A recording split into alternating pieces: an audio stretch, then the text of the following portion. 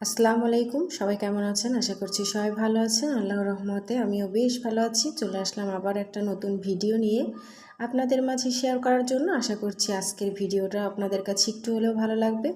তাই অনুরোধ করছি প্লিজ একটা লাইক দিয়ে সম্পূর্ণ ভিডিওটা দেখতে থাকুন।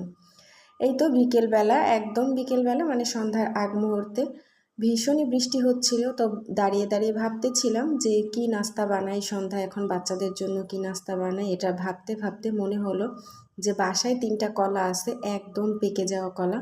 পেকে যাওয়া বলতে এতটাই পেকে গেছে যে খোসা কলার গায়ে লেগে গেছে। তবে যখন বেশি পেকে গেছিলো কলা 3টা আমি নর্মাল ফ্রিজে রেখেছিলাম। তো কলা 3টা আমি বের করে নিছি। এরপর সেই কলা 3টা ভালোভাবে আমি কাঁটা চামচ দিয়ে একদম চটকে নিয়েছি। তো সেটা আপনাদের সাথে শেয়ার করলাম না। তো আজকের নাস্তা সেই কলাটা দিয়েই বানাবো আর কি। এটা একটা মজার নাস্তা বানিয়েছিলাম, ভীষণই মজা হয়েছিল। তো ভাবলাম আপনাদের সাথেও একটু শেয়ার করে নিই, যদি আপনারাও চান। অনেকে এভাবে আর কি একদম আর কি না খেতে পারা কলা যদি বাসায় থাকে, সেটা দিয়ে এরকম 2 মিনিটে চটজলদি একটা নাস্তা বানিয়ে খেয়ে নিতে পারেন। তো সেজন্যই আপনাদের সাথে শেয়ার করা। তো এই তো দেখুন, কলার মধ্যে আমি 2 কাপ আটা নিয়েছি, সাথে একটু চিনি নিয়েছি আর সাথে একটু লবণ নিয়েছি। মিষ্টিটা আপনার পরিমাণ মতো নিলেই হবে। কলাটা যেহেতু ভীষণই মিষ্টি ছিল, তো সেজন্য আমি আর বেশি চিনি নেইনি, অল্প একটু চিনি নিয়েছি, আধা কাপের মতো, আধা কাপের চেয়ে একটু কম। ভীষণই মিষ্টি কলা ছিল আর একদম পেকে যাওয়া। এটা আর কি বিচি কলাও না আর কলাও না, সাগর কলা কিংবা সবরি কলাও না, এটা ছিল কাঁঠালি কলা। তো 3-4টা বিচি ছিল, আমি হাত দিয়ে ভালো করে সেটা আর কি খুঁজে খুঁজে বের করে ফেলে দিয়েছি। এই তো দেখুন, এবার সুন্দর একটা পারফেক্ট ডোয়ে পরিণত হয়েছে। একদম নরমও না আবার একদম শক্তও না। এটা কিন্তু আর কি তেলে ভেজে নিতে খুবই সহজ হবে। তো চলুন এবার ভেজে নিই।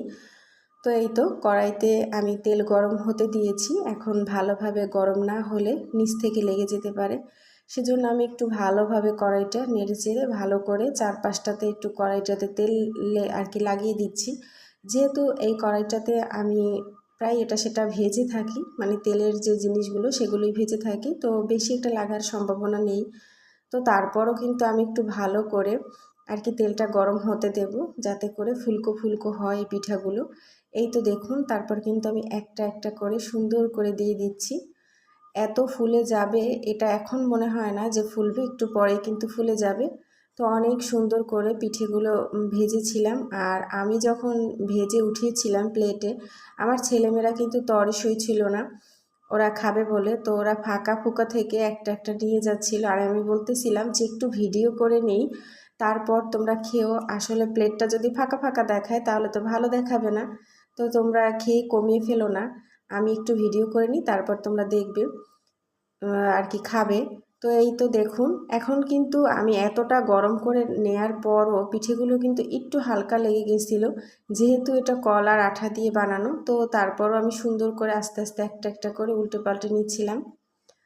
এই এক পাশটা একটু হালকা হালকা বাদামি হয়ে গেলেই ওই পাশটা উল্টে ভেজে নিলেই হবে। এই পিঠাটা কিন্তু বাচ্চাদের জন্য একদম পারফেক্ট। যে বাচ্চারা কলা খেতে চায় না তাদের জন্য কিন্তু এটা ভীষণই পারফেক্ট। মানে আমার ছোট ছেলে আরাফ সোনা, ও একদমই কলা পছন্দ করে না, কলা খেতেই চায় না, সেটা যে কলাই হোক না কেন। তো ওকে এটা বানিয়ে দেওয়ার পর ও এত সুন্দরভাবে পিঠাগুলো খেয়েছিল, আর পিঠেগুলো একদম নরম তুলতুলে কেকের মতো হয়, আর সেই জন্য ওর খেতেও সুবিধা হয়েছিল। তাই আমি ভেবেছি মাঝে সাঝে যখনই কলা বাসা এক্সট্রা থাকবে আর কি, নষ্ট হয়ে যাওয়ার আগেই সেই কলা দিয়ে আমি সুন্দর মতো এরকম দুর্দান্ত একটা পিঠা বানিয়ে নিব আমার ছেলের জন্য। ও তো ভীষণই পছন্দ করেছে। তো আপনারাও কিন্তু চাইলে বাসায় কলা নষ্ট হয়ে যাওয়ার থেকে ভালো যে এরকম একটা রেসিপি বানিয়ে বা এরকম একটা পিঠা বানিয়ে বাচ্চাদেরকে দিয়ে দেখুন, যে বাচ্চারা কি সুন্দর মজা করে খায়। এতটাই মজা করে খাবে যেটা আপনি ভাবতেই পারবেন না। অন্যান্য পিঠাগুলা যেহেতু চালের তৈরি হয় বা অন্য কিছু দিয়ে তৈরি করা হয়, এজন্য পিঠাগুলো কিন্তু একটু খেতে শক্ত হয়, ছোট্ট বাচ্চারা খেতে কষ্ট পায় আর কি, খেতে পারে না, নরম হয় না। সেই জন্য সেই ছোট্ট বাচ্চাদের জন্য যদি আপনি চান যে নরম তুলতুলে মুখে দিলেই আর কি ওরা খেতে পারবে এমন নরম তুলতুলে পিঠা বানাতে চান, তাহলে কিন্তু অবশ্যই কলা পিঠাটা ট্রাই করতে পারেন। আর এটা কিন্তু আমি ইউটিউবেই দেখেছি যে কলা ফেলে দিয়ে আর কি, নষ্ট কলা বা অতিরিক্ত পেকে যাওয়া কলা ফেলে না দিয়ে এভাবে বানিয়ে খাওয়া যায়, সেটা থেকেই আমি দেখে দেখে বানিয়েছি। তো ভাবলাম আপনাদের সাথে একটু শেয়ার করি, তো সেজন্য আপনাদের সাথে একটু শেয়ার করলাম। আসলে আজকে কিন্তু সকাল থেকে আমাদের বাসায় কারেন্ট ছিল না, সেই সকাল 8টায় কারেন্ট গিয়েছে, বিকেল 5টায় কারেন্ট এসেছে। আজকে ভেবেছিলাম হয়তো ভিডিওটা আপলোড করতে পারবো না, ভিডিওটা ছিল গতকালকে সন্ধ্যাবেলার। তো ভয়েস না দিতে পারলে, সেভ না করতে পারলে কি করে আপলোড করব, এডিটও করা হয়নি ভালো করে। তো অনেক কিছু ভেবেছিলাম যে আজকে হয়তো ভিডিওটা আপলোড করতে পারবো না। তো দেখি না, কারেন্ট বিকেলে 5টায় চলে এসেছে, ফোন চার্জ হয়েছে। তো এরপর এই যে ভিডিওতে ভয়েস দিতে দিতে একদম 8টা বেজে গেছে। এখন ভিডিওটা আপলোড করব, জানি না আপলোড আজকেও হবে কি না, শিওর না। তো আজকেই করার চেষ্টা করব। তো আপনারা কিন্তু আমাকে সুন্দর একটা কমেন্ট করবেন ভিডিওটা দেখে। শত কষ্ট আর কি মুছে যায়, ভুলে যাই যখন একটা সুন্দর কমেন্ট দেখি আর ভিডিওতে লাইক দেখি।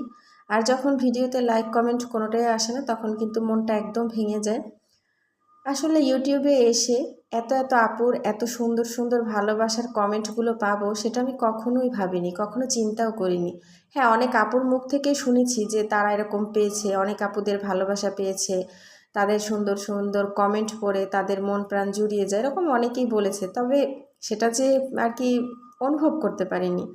তো এখন ভালোই অনুভব করতে পারছি। আমার আপুদের সুন্দর সুন্দর কমেন্ট আমাকে নতুন আরেকটা ভিডিও তৈরিতে উৎসাহ দেয়, আমার কাজ করতে উৎসাহ দেয়।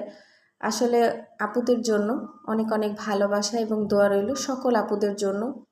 পুরনো যত আপু আছে, প্রথম থেকে যারা সাপোর্ট করতে করতে আমাকে এই পর্যন্ত নিয়ে এসেছে, আবার নতুন নতুন যেসব আপুরা আমার চ্যানেলে যুক্ত হচ্ছে প্রতিদিন, সবাইকে অনেক অনেক ধন্যবাদ এবং ভালোবাসা। সবার জন্য রইল শুভকামনা। আল্লাহ যেন সবাইকে আর কি এগিয়ে যাওয়ার তৌফিক দান করে, সব আপুদের ভাইয়াদের মনের আশা যেন আল্লাহ পূরণ করে।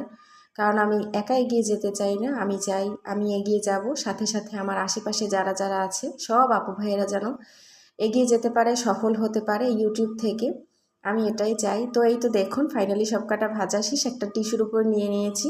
এখন এই তো বাচ্চাদের খেতে দিব। এদিক থেকে কিন্তু ওরা অনেকটাই খেয়ে ফেলেছে, সবগুলো কিন্তু এই না। তো আজকের ভিডিও এই পর্যন্তই ছিল, দেখা হবে নতুন কোনো ভিডিওতে। সেই পর্যন্ত সবাই ভালো থাকবেন, সুস্থ থাকবেন। আল্লাহ হাফেজ, আসসালাম।